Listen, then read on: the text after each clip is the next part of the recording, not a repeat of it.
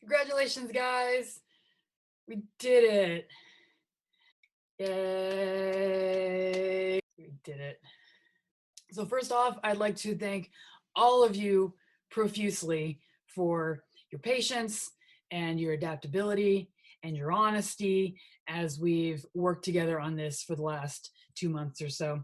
I know it hasn't been easy for anybody, um, but you have shown very impressive developing maturity in communicating with me, doing what you need to do to get things done, and and reaching out for help when needed from myself or from your other teachers. And we're all very proud of you. So I know the question right now in everyone's mind is, when will all of this stop? And the answer to that is, so I know that's not the most heartening thought, but at the same time, it's not something I'm that worried about. And not because I don't think anything bad can happen. I've been thinking about this a lot. And I think that one of the ways that I've been processing this in my mind comes from my background as a scientist and my background thinking about science and thinking about solving things in a scientific way. And in reality, science is all about uncertainties. And not only that, science is about plunging into the uncertainties and being like, oh, here's something we don't know. It's really scary, but I'm not going to let that lock me up. I'm going to dive into it and try to collect information so that it'll become slightly less uncertain. And that process is never done. There's always more dark places out there to go into, but that familiarity with stepping into the unknown and dealing with it is, I think, an important, not only important scientific skill, but an important life skill. So yeah, it's definitely, a little scary and uncertain that we don't know exactly when treatments will be available, what treatments will be available, what's going on with, vaccines, what's going on with, choosing the best behaviors we should be doing and like what things we should be doing when. But I guess what I'm saying is that I'm not too concerned about it because I know that science is on the case and that people like myself who are also interested in figuring out the solutions to things are working on figuring out the solutions to things. So I hope that over the course of this course, you've gotten a little bit better understanding of not only a bunch of cool scientific stuff, but how scientists have discovered that stuff and what the process of discovery and iterating and like trying things out and innovating and what that process is like. So one thing I don't often really get too much into over the course of the class, because usually, by the end of the class, we're doing our dissections and everyone's excited for the summer. And I'm sorry that we've had to cut all of that this year. It really bums me out. But I would like to take this time to talk a little bit about this topic, and that is the idea of the morality of science.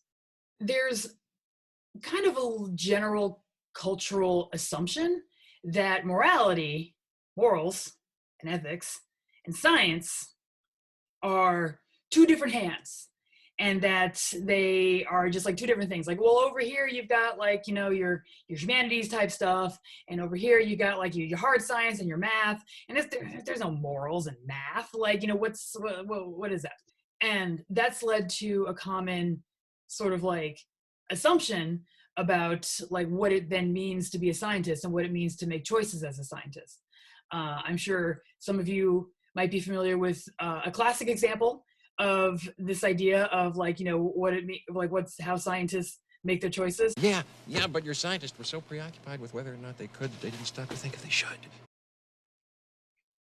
But over the course of the years of my experience with science, I have largely experienced that that is a myth and that is a stereotype and is not the way science actually works. A good example of this that some of you who did the genetic engineering choose your own adventure path may have looked into a little bit more is a recent story of the Chinese scientist who, I apologize, I cannot pronounce his name well, but the Chinese scientist who just a few years ago used CRISPR genetic engineering technology to genetically change human embryos that then led to live births of two young girls who supposedly were the first genetically engineered humans.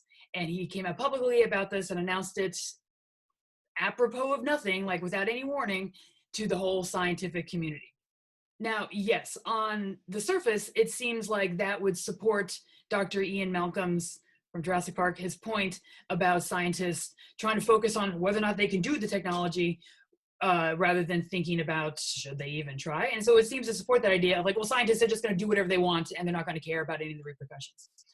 And yeah, that individual person made those choices. But I think what's more telling is how the rest of the global scientific community responded to his announcements. Because to a person, to a man and a woman, everybody was astounded and frankly, pretty pissed off.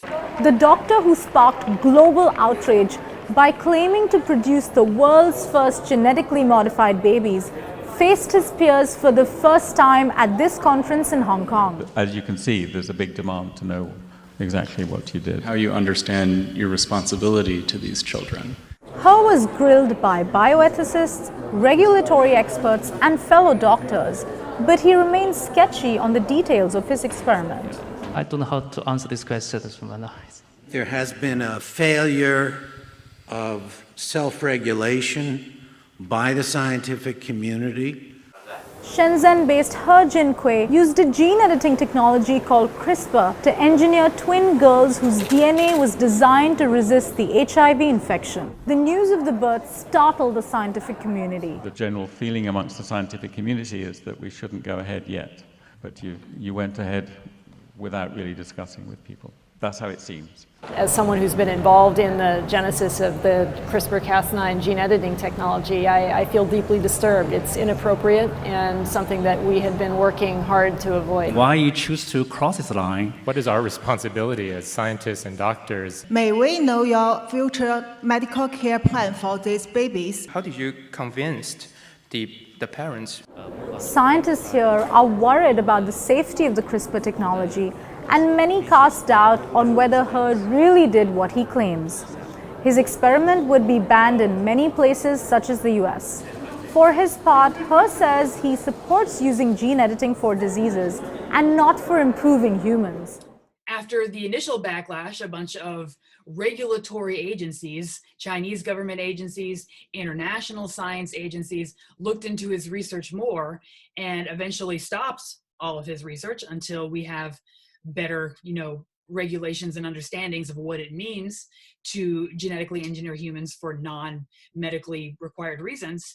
And also he was put in jail for at least a few years. And Chinese jail, that ain't no joke. People took this seriously, and they took the fact that he just kind of arbitrarily made these scientific choices without a thought to the morality as a failure of science.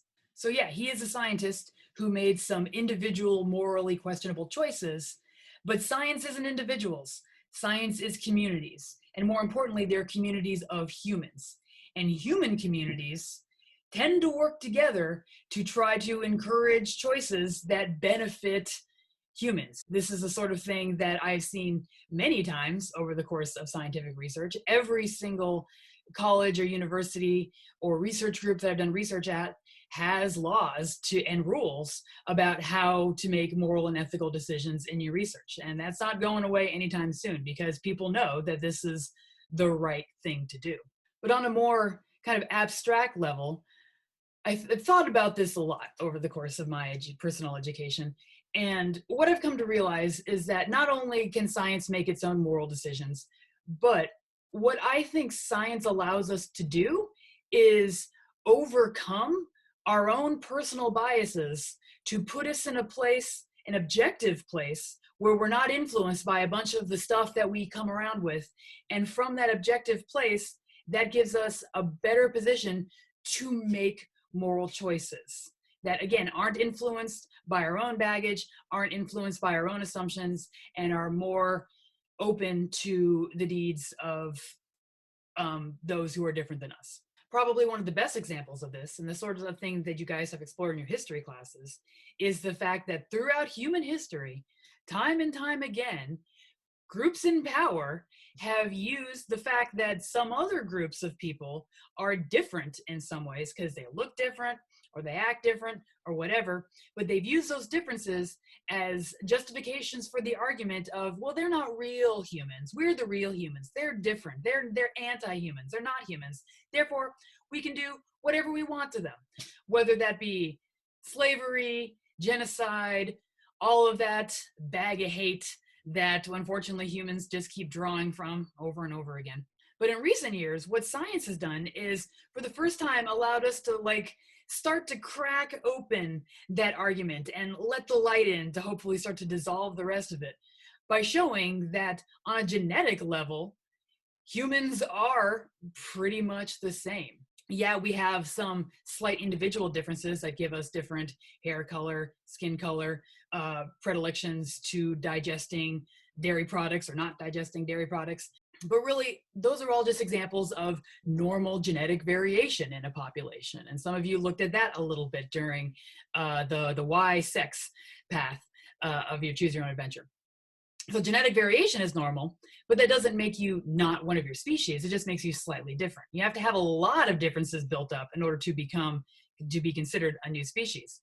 And what genetics has shown is that two humans from opposite sides of the planet with completely different skin tones, hair tones, height, general weight distribution, all of that, those two humans are more alike than, on a genetic level, than two chimpanzees from the same band or the same troop, or two chickens from the same flock.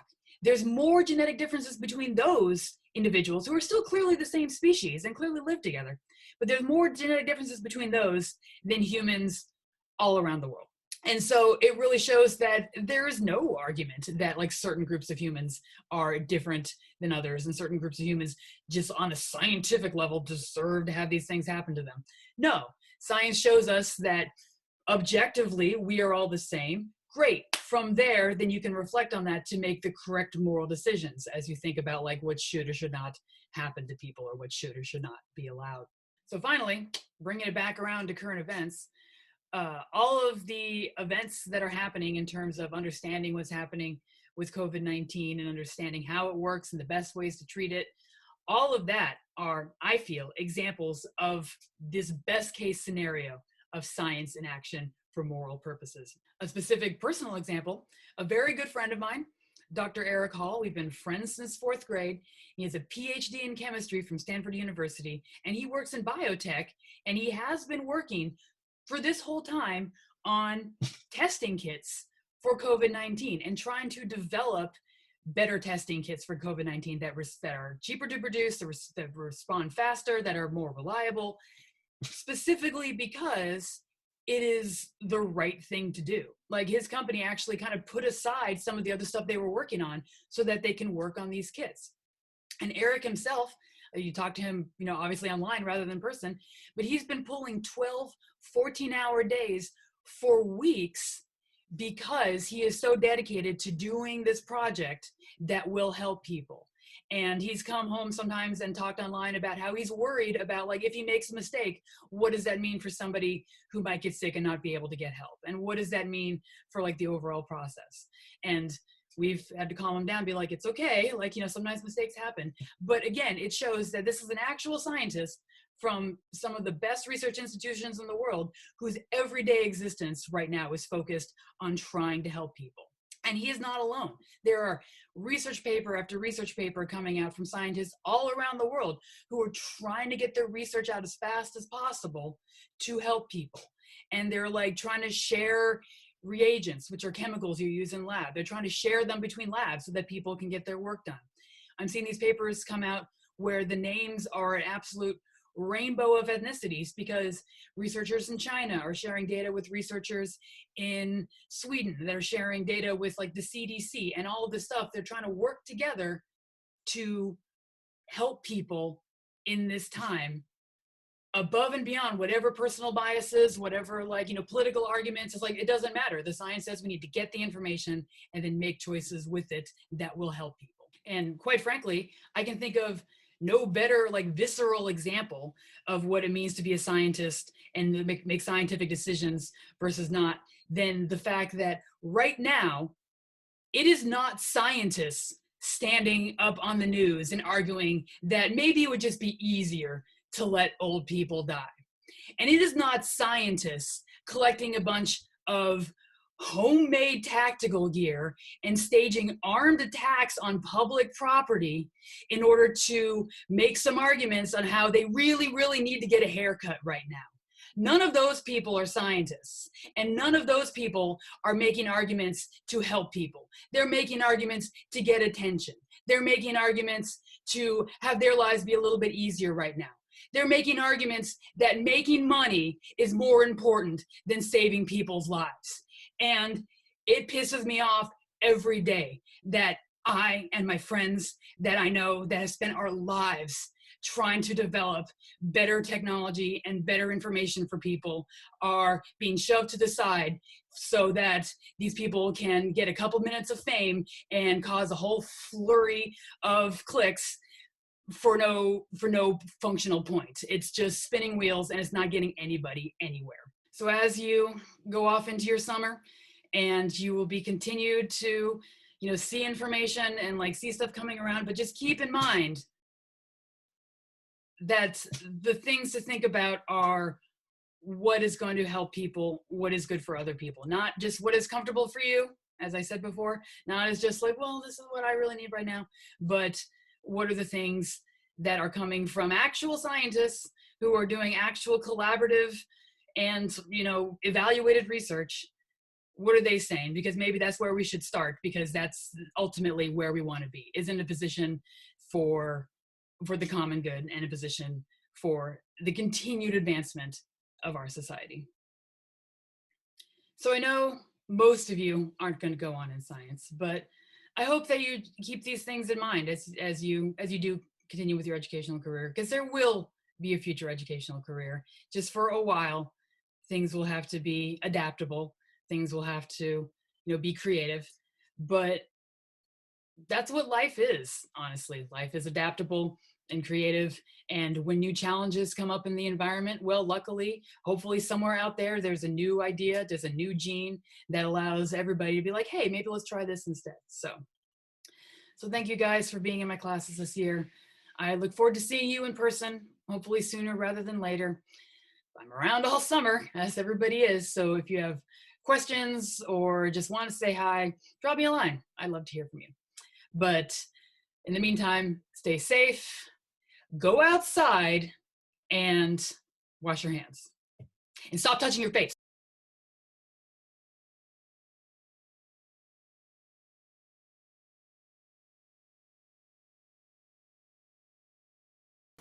It's not possible. Listen, if there's one thing the history of evolution has taught us, it's that life will not be contained. Life breaks free, it expands to new territories, and it crashes through barriers painfully, maybe even dangerously, but life finds a way.